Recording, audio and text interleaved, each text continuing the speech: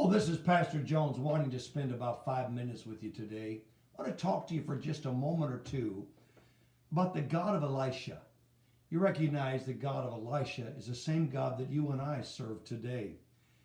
The God of Elisha is a God that can remove the most formidable difficulties from our pathways. He did it for Elijah. The moment Elijah received the promise of God's power, of the Spirit of God, he cried, "Where is the Lord God of Elijah?" He smote the waters and called upon the same almighty resources. Became an escort to open the way to others to the other side. Beloved, the very first thing that you and I will meet when we take fresh hold on God for power and blessing will probably be a swollen Jordan, an overflowing obstacle, because the devil doesn't want you to have confidence in the Lord. He will try to convince you that serving God, the price is too great to pay. But Elisha found that the formal object of the river was not too great for God. Secondly, the God of Elisha is able to control the forces of nature.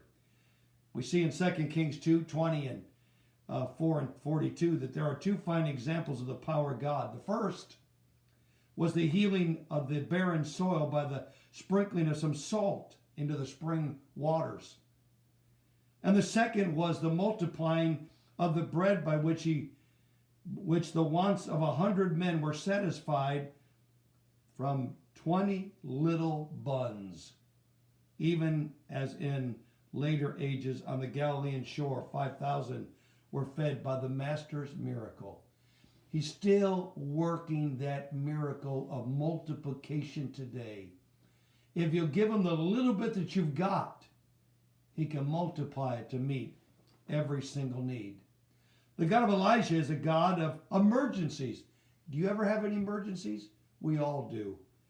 The third chapter of 2 Kings tells us the story of the water famine in the valley of Eden and the wonderful deliverance which came through Elisha.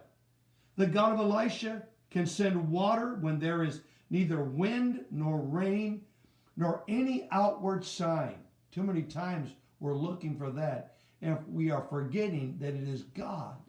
God is the one that meets the need. The God of Elisha is a God of grace as well as of temporal blessing. The fourth chapter of 2 Kings gives the incident of the widow's oil and the wonderful deliverances wrought for her as she poured it out into empty vessels.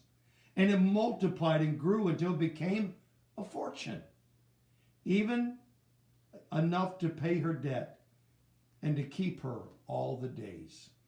My friends, that's the God of Elisha that you and I serve today.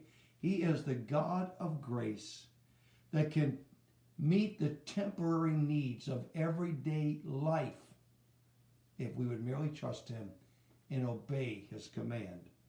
The God of Elijah is the God of the supernatural. Oh, I know that's foreign in our day and age. So many, maybe even to the sound of my voice, don't believe that our God is a supernatural God today. But I believe it.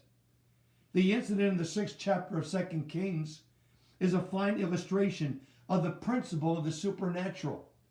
Going down with his college boys to build a log college on the banks of the Jordan, one of the students lost his axe head. He lost it in the water. From a human perspective, there would be no recovery. But the prophet met the emergency by commanding the iron to swim, and thus that the power of God, showing it is superior even to the laws of nature. My friends, today, I want you to know that we serve the same God that Elisha did. And the same God that met every need and was there in every circumstance in which he faced is the same God that is standing in your life right now and wants to meet your every need as well. You say, "Preacher, what do I need to do?" Reach out and touch the Lord. Reach out and believe and trust him today. And the same God that met Elisha's needs will meet yours as well. I hope I've given you something to think about. This is Pastor Jones saying until I see you next time, God bless.